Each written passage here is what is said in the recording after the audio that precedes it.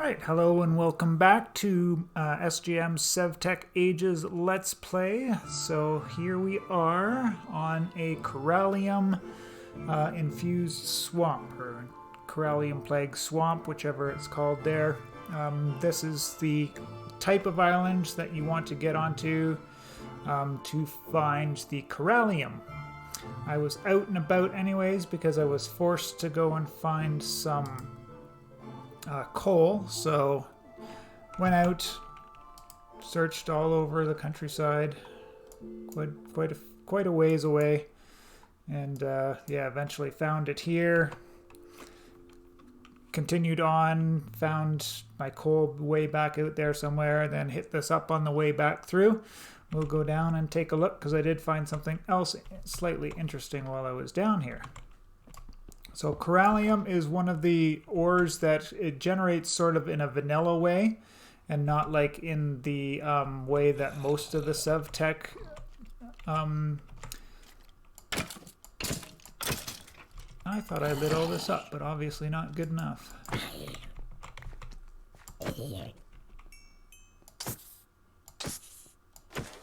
But not in the way that most of the ores generate. Most of the ores generate in great big huge chunks, and in the skyblock version here, they seem to be in more of a stringy. There seems to be some strings of them all over the place, whereas in regular SevTech Ages, there was just one great big vein of it.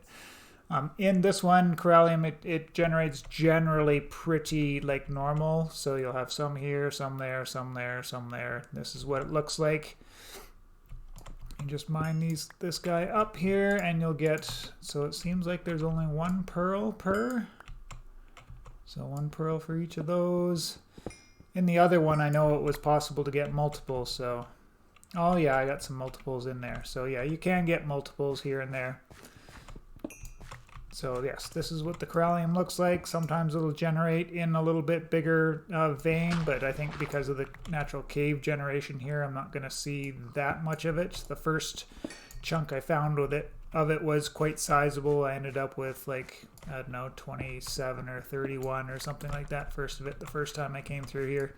Then I just decided I'd come back and show you guys this. Down in here, I actually found two mobs I've never seen before, and they were called anti-players, and I found anti-bats as well. I don't know exactly what that means, but the anti-players were quite low, I guess, from fighting some other mobs that were in here, so not sure what they were doing, but I'm pretty sure that they built this dirt floor because I saw them working on it when I was peering in on them from up there where I came down from. Where did I come down from?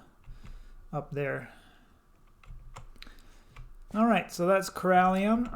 Be back in a bit there to show you how to deal with shoggoths, because in this Abyssalcraft episode we're going to have to visit those guys. One of the scariest monsters in the early ages, so we'll be back when we go see those nice boys. Oh, the last thing I did want to say about fighting or coming to these swamp areas looking for the corallium is you will always be close to one of these druid circles, so just bear that in mind. Definitely have either slime boots or wild dog pelt boots if you come here, because these druids, they can get super deadly when they start casting their levitation spell. Alright, so here we are on the island where I have the Shogoth Layer that I chose. I chose this one because I land over here and it was facing that way. So I can come and I can approach this from the non-stair side so that they don't see me. I brought a whole bunch of sand with me and I blocked off the entrance.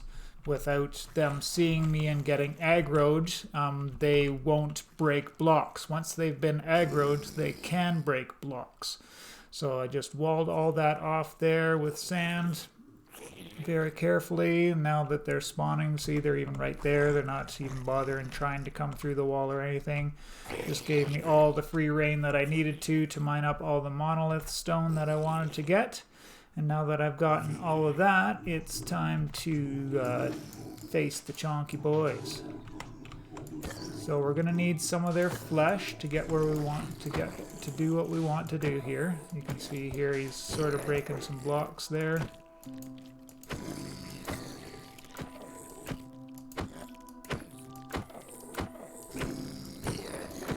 But yeah, and this has happened. Oh, yeah, eventually they can escape.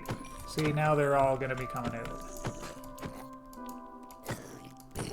Not such a big deal because I've managed to get quite a few of them here already. I just got to be able to get inside to collect all the flesh that they've been dropping, so.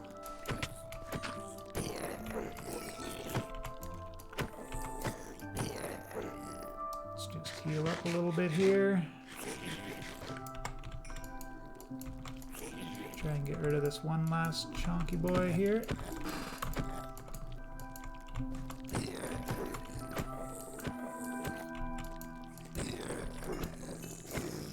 Try and, if you can, thin them out enough so that I can jump in there and grab some flesh. I may have grabbed some already, just to get it going in and getting that one guy. I don't need a lot. I forget how many I needed math-wise, but... There we go, almost got hooped on that. Thank God my wild dog pelt boots have the jump height boost. Now, if you don't have a really good way to cut them off and such, then you do want to fight these guys in the water because they leave these slimy trails on the land. And those get really hard to move through. So let's see if I can't get in here and grab one of these statues. Or two of these statues. The more I can grab, the better.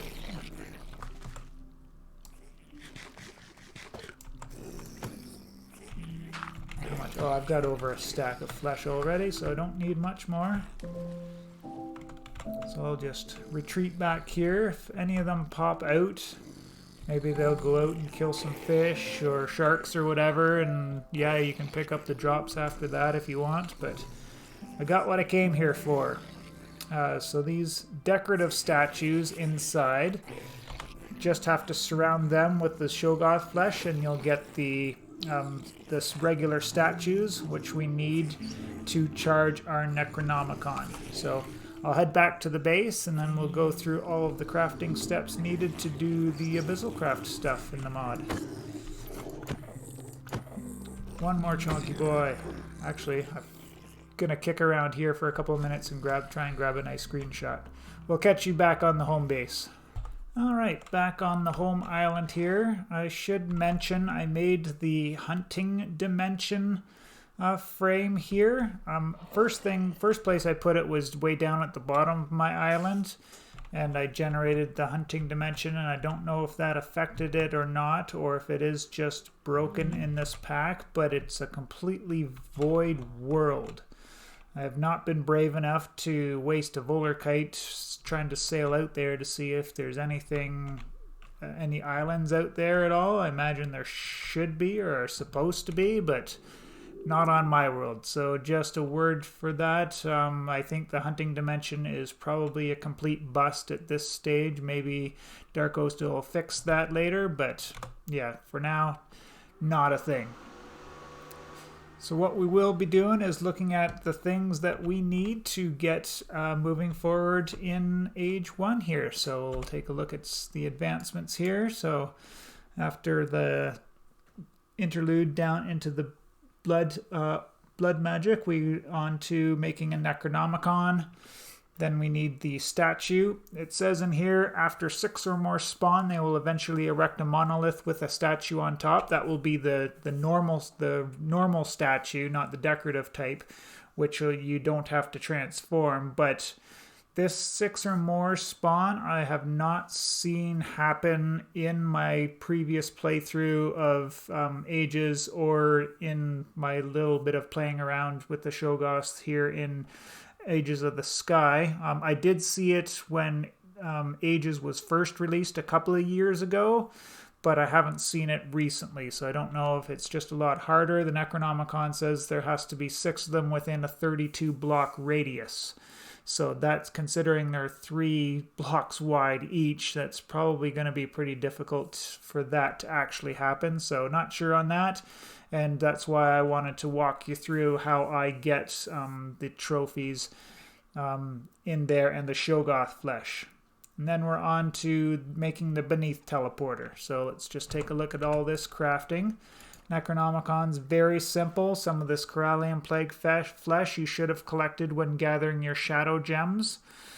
Rotten flesh, which you get pretty easy, and then plant cloth is just 9 plant twine put together. Or if you're feeling super rich, go ahead, make it out of cordage. See if I care.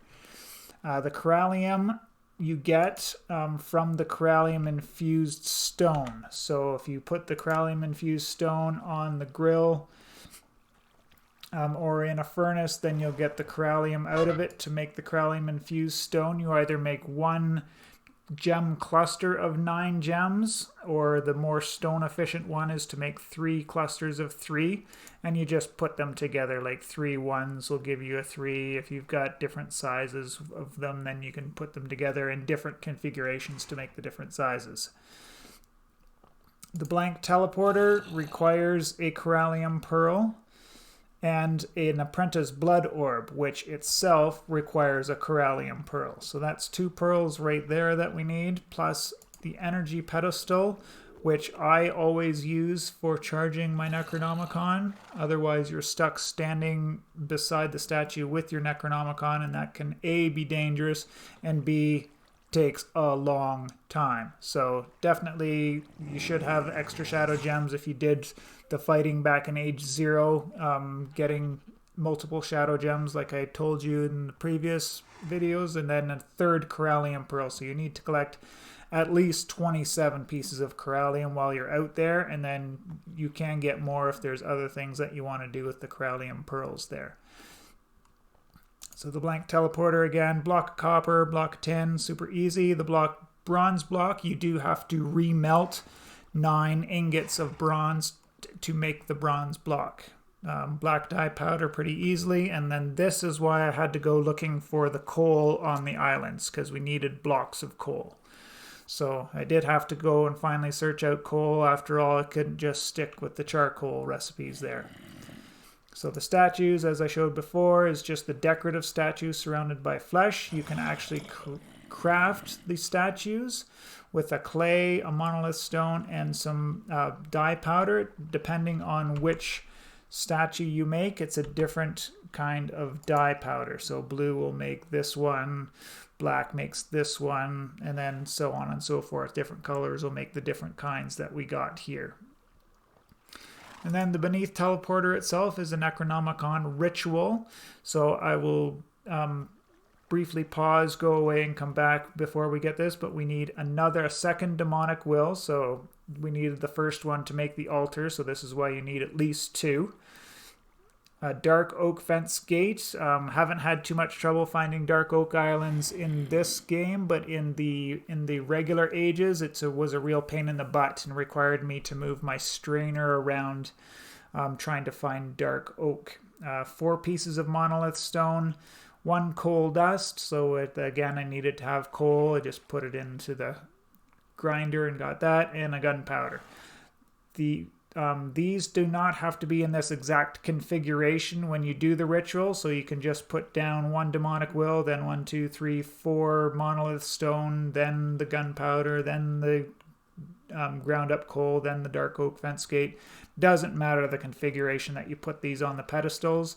And then you sneak right click with the Necronomicon. You will need at least 1,000 PE in the book, which you charge up using the energy pedestal and these statues, and these statues have to have open sky above them for them to work on charging. And then just a note on the charging area, it will cause very bad things: lightning strikes, fires, ooze, it'll destroy blocks, it might summon nasty monsters, but I'm not sure when you're using the energy pedestal. I think that stops some of the nasty things from spawning, but All the same, what I'm going to do is just build a little thing out this way and then actually even cut it right off in case a Shoggoth spawns or something over there. I don't want him roaming around my island freely sliming up the place and killing off possibly my buffaloes over there or whatever. So I will throw all of my stuff together and we will be back to do the ritual together. Alright, so my necronomicon is almost finally charged up. Just been waiting, sitting here waiting for it for a while. Just you put down your pedestal, and then on the same Y level you have to have your statue on the third block away. So I've set up 2 here and it's taken it like 3/4 of a night to charge up. And then yeah, just over 1,000 there now. And I will, like I said, destroy this bridge in case something nasty happens to spawn over there. They don't have a way to get back. So we're all ready for the ritual. I made all of the items needed except for the ritual area itself, which I'll just go over here quickly. You just take 9 pieces of cobble, 1 in the middle, and then each cardinal... Oh, see, there was a nasty piece of lightning over there, and it made some Shogoth ooze area. So that was the first bad thing that happened over there. So it took a while, but it does happen every once in a while. Back to this. So 2 each on the third block in each cardinal direction, and then on the second block on each diagonal section, making a roundish shape there. Then you just shift right. Don't forget to take things out of your offhand when doing that, because you'll really screw yourself up. I couldn't figure out what was going on there in the regular SevTech Ages playthrough. Why wouldn't my ritual work? Why isn't anything working? And it was because I had something in my offhand. So as I said, the orientation of the things around the edge don't matter. Blank teleporter in the middle, shift right click, and there we go. Oh, let's do this screenshot. Or this screenshot. Yeah, we'll use one of these. Just a note that when you do a ritual, you'll almost always get a lightning strike. So if you're going to do a special build for your Necronomicon ritual area, don't make it out of wood. Make it out of something that doesn't burn. And so now we have our beneath teleporter. That's everything we're going over in this episode. I'm going to find a place to put this down, and then the next episode we will adventure some of the beneath together. I've seen that it is an island generated area and can be quite hairy because everything's dark there. The mobs are super beefy, they do extra damage, and they're going to be spawning like crazy because they're sky islands, so the only place for them to spawn is on the islands. So that'll be fun. Hopefully we don't die and lose all of our stuff. Appreciate y'all for tuning in. Have yourselves a good one. We'll see you on the next one.